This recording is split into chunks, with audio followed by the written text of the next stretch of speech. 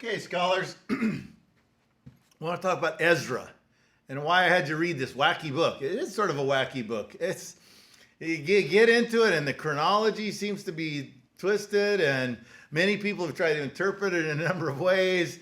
In the way I think of it, the way we work with it here is a type of file cabinet. It's the file cabinet of a lawyer-like figure, a scribe named Ezra. Okay, Ezra doesn't even appear until I think chapter 6 or something in it. And what it does is it collects letters. If you're reading it, it's interesting. It's like, why are these documents, all these quoted letters, and they, well, it's basically a lawyer's brief, a type of document that the Jews could keep, in which was laid out the Persian toleration of their city, the Persian support for Jerusalem's existence, if not more than existence, even the help in supplying it and taking care of it.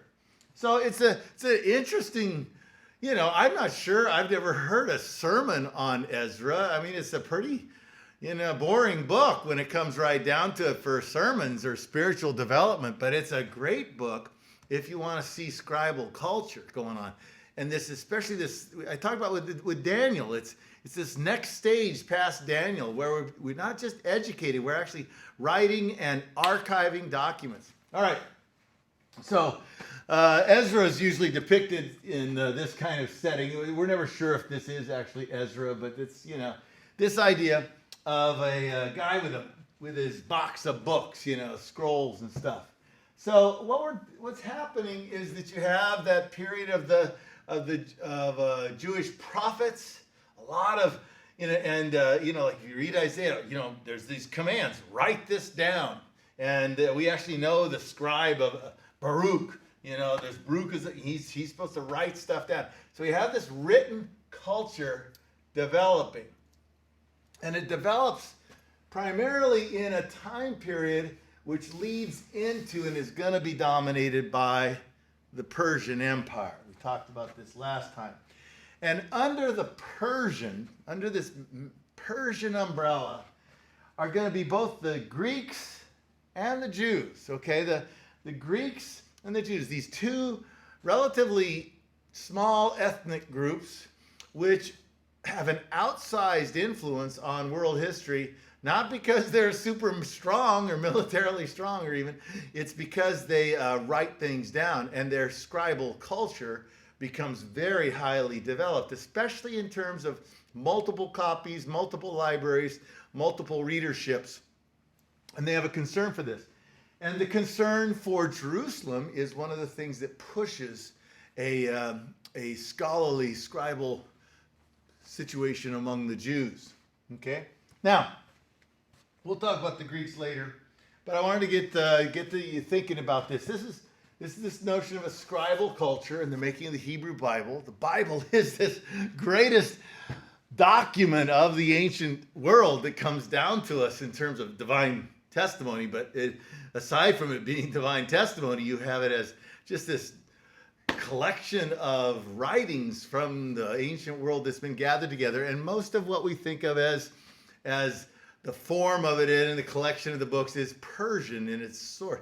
A lot of the Bible is actually, the Old Testament is written there in Iraq and in Iran and places like that. My wife is named Susan, and that comes from the Bible, but it's Susa, is a Iranian town. It's the people from Susa, is a Susan. So what we're talking about too is in a field today called social epistemology, is where people have to read documents, and so the question in the book of Ezra is you see a letter from a governor who's traveling in what's called Transjordan, this area of Palestine.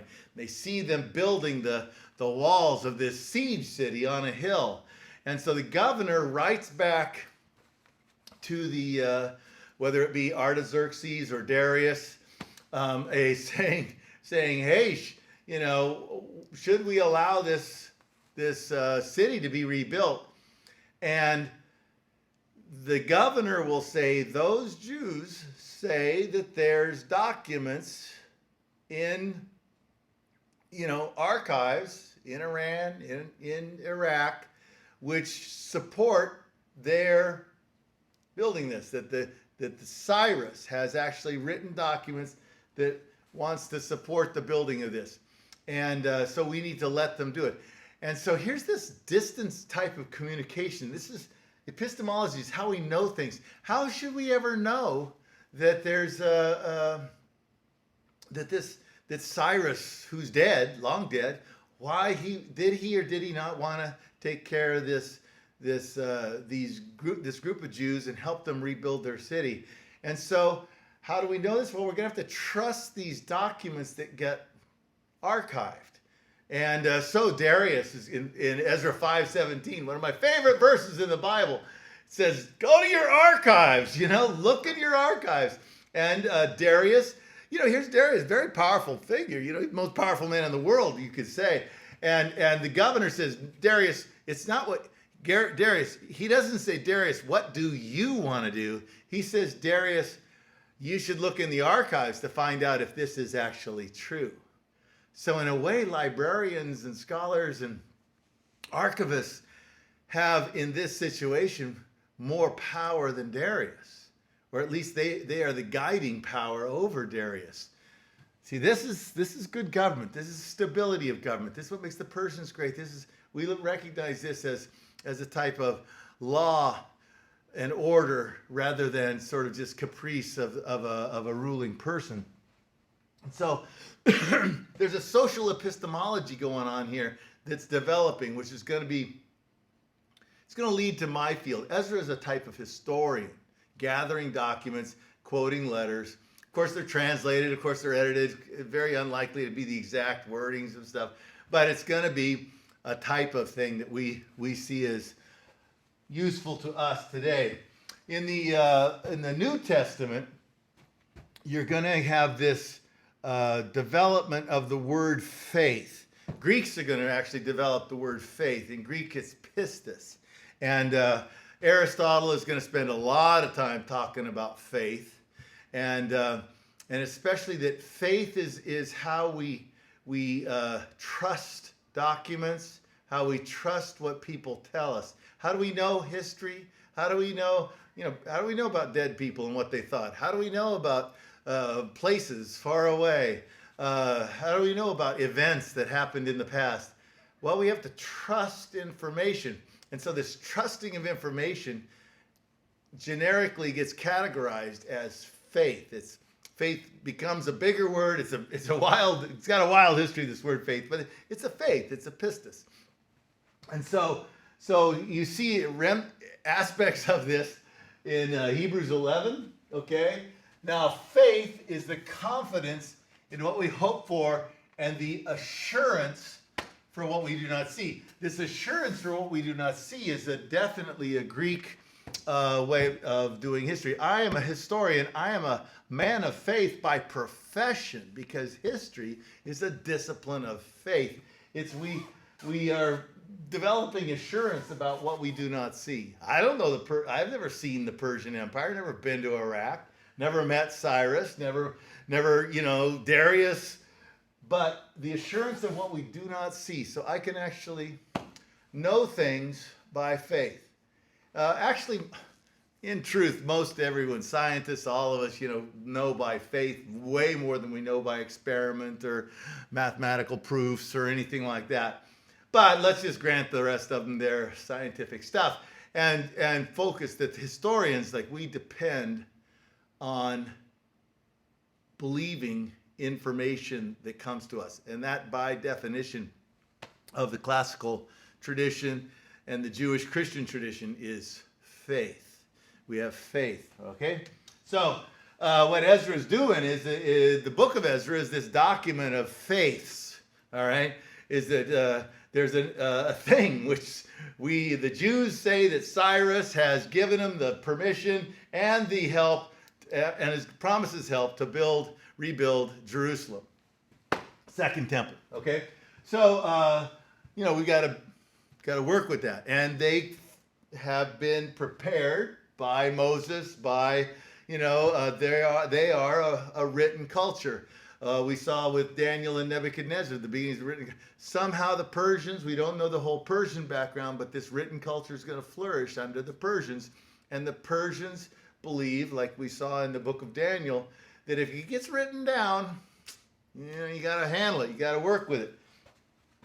This is what Jerusalem looks like, probably something like this around the time of Ezra, Nehemiah. Small little place, a little fortress. Okay.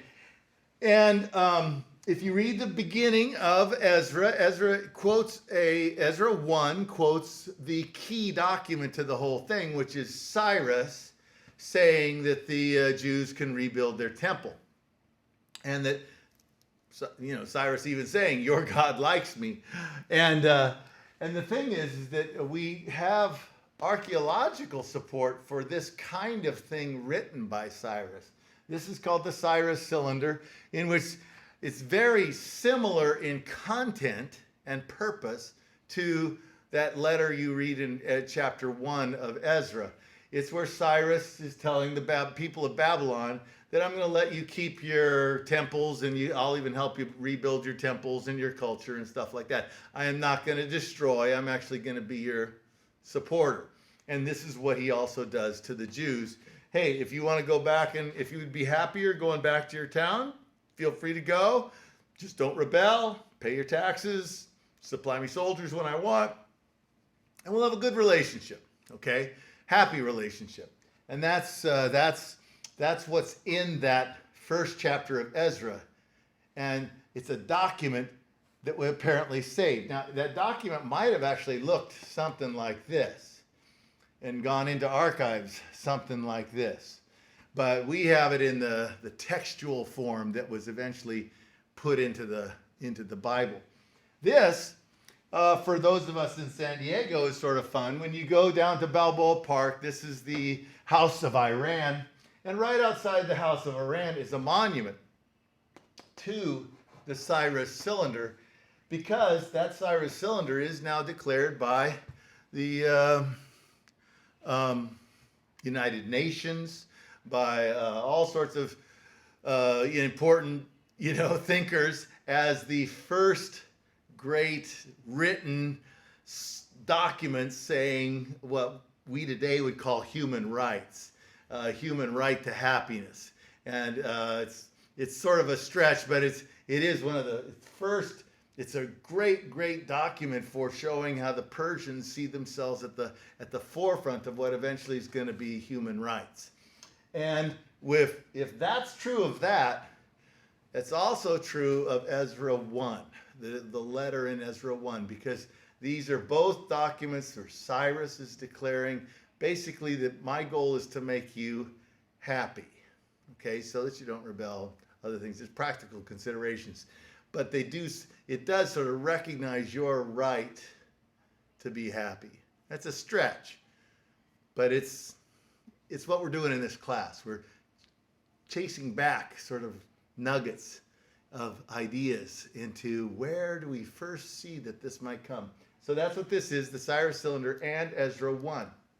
Okay, Ezra, great book, Ezra, boring book, great book, boring book, great book.